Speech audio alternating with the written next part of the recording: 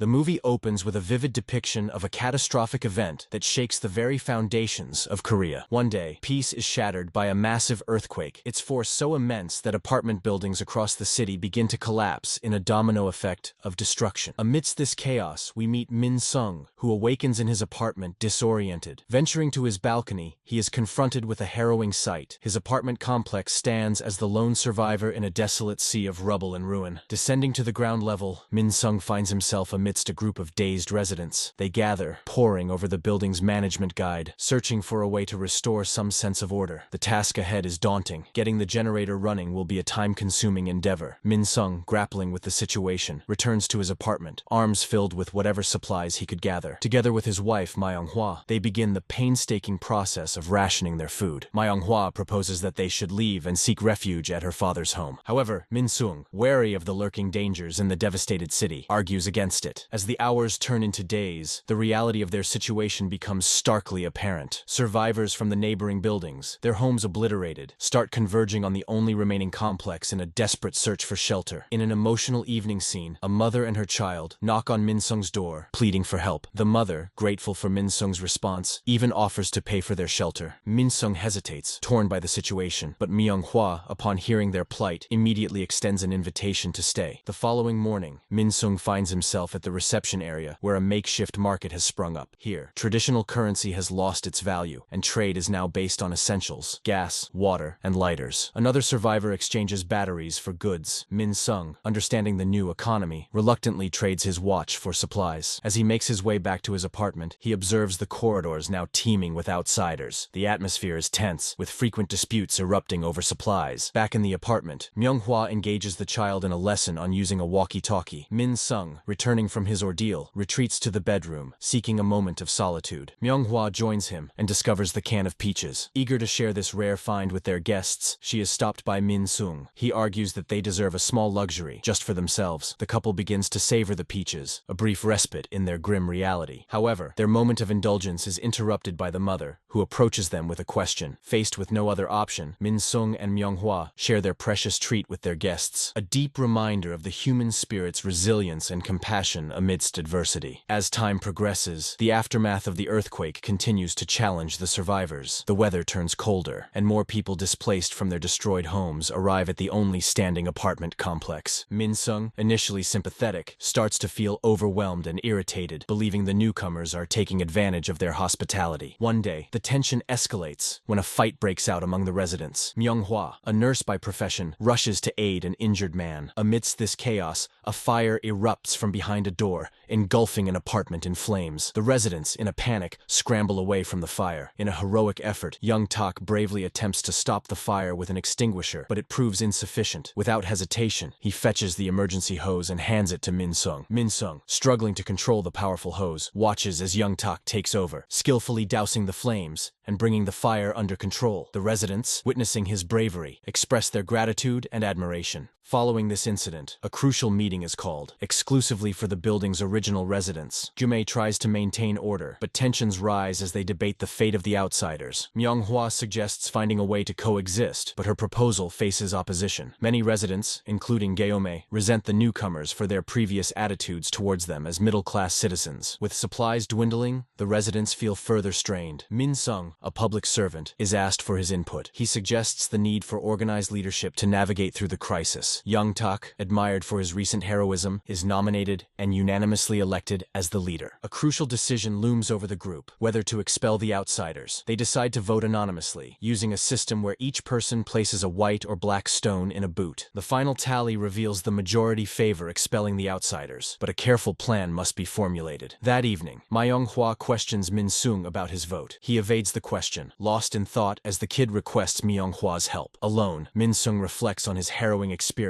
before the earthquake, recalling his downtown visit where he witnessed the death of a woman trapped under a truck, a memory that haunts him. The next day, Young Tak appoints Min Sung to lead an anti-crime task force, citing his military background. The task force, comprising individuals with military experience, gathers to strategize. A debate arises about the inclusion of renters in the leadership, but Guillaume asserts that in their current situation, everyone is equal. They prepare to confront the outsiders with weapons, emphasizing non-lethal force. However, Do Kyun, citing health issues, withdraws from the task force, facing judgment from the others. Min Sung arms himself with a metal bar, causing concern for Myung-hwa. At dawn, before joining the task force, Young-tak checks on his mother. Gume announces the eviction of the outsiders, forcing Myung-hwa to part ways with the mother and child she had grown attached to. As the outsiders are escorted out, the task force, armed with fences, confronts them. Tensions escalate when a district congressman tries to intervene, only to be dismissed by Young-tak. An outsider accuses Young-tak of disrespecting the government and incites a charge against the complex. A violent struggle ensues, with the task force fighting to prevent the outsiders from breaking in. The glass doors shatter under the pressure, leading to a chaotic clash. The residents eventually repel the outsiders, Young-tak sustaining injuries in the process. His bloodied appearance as he yells at the retreating crowd leaves a haunting impression. The conflict reaches a climax as some residents start hurling rocks, forcing the outsiders to flee.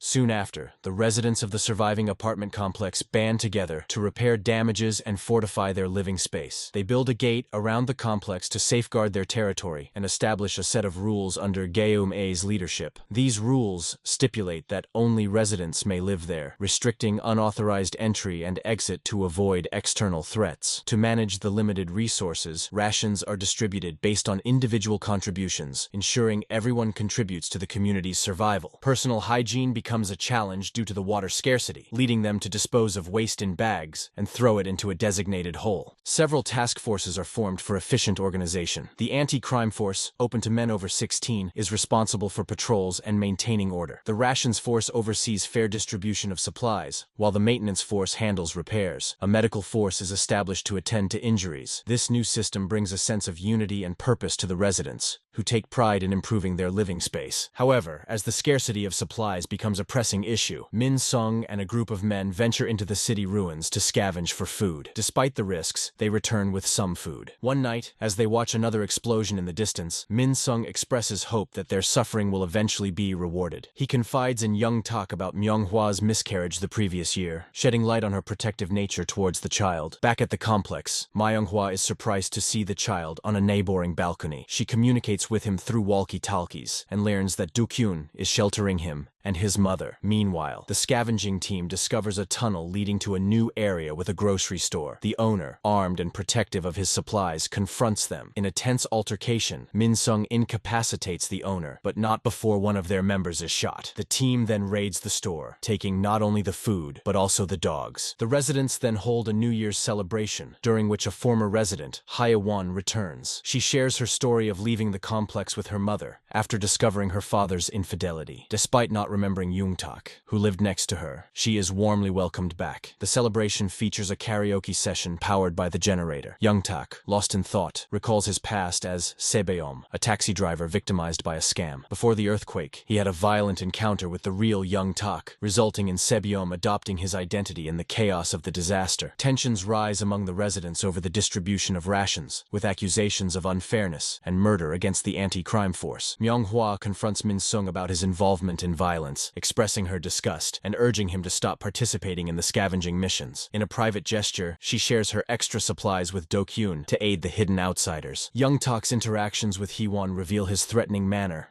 as he coerces her into acknowledging him. Later, Hee-won discusses the harsh realities outside the complex with Myung-hwa, criticizing the residents' sheltered perspective and the preferential treatment of Young-tak. The women's hostile response to her comments drives Hye-won away, deepening the divide within the community. Myung-hwa follows her, only to learn of the resentment and disillusionment Hee-won feels towards the complex's residents, highlighting the growing tensions and moral complexities in their struggle for survival. In the ensuing days, the residents of the apartment complex work together in the wake of the devastating earthquake and sharing all available supplies. A gate is constructed around the complex to prevent outsiders from entering their territory. Jum-ae, taking charge, establishes a set of strict rules. Only residents are allowed to live there. Entry and exit are tightly controlled. No fires are to be started, and rations are distributed based on contributions to avoid laziness. The anti-crime force, now more than ever, is vital for ensuring safety and order. They even begin to check each apartment for hidden outsiders, marking doors with red paint point where violators are found. Young Tak, who has assumed a leadership role, becomes more authoritarian, enforcing the rules with an iron fist. However, this fragile order is shattered when a resident's body is found outside the complex, murdered by outsiders. The killers leave a bloodied message warning of retribution. This discovery triggers a painful memory for Young Tak, who had found his own daughter's body in the city ruins. He tightens security, increasing the number of guards and imposing strict controls on who leaves the complex. One evening, Young Tak discovers that Do-kyu has been sheltering the mother and child in his apartment, in violation of the rules. Young Tak ruthlessly expels them and punishes Do-kyu, with the residents watching silently, too intimidated to protest. He then confronts Min Sung, accusing Myung-hwa of complicity. Min Sung, in turn, confronts Myung-hwa, scolding her for endangering them. Myung-hwa is dismayed by the coldness and tells Min Sung of her suspicions about Young Tak not being a legitimate resident. However,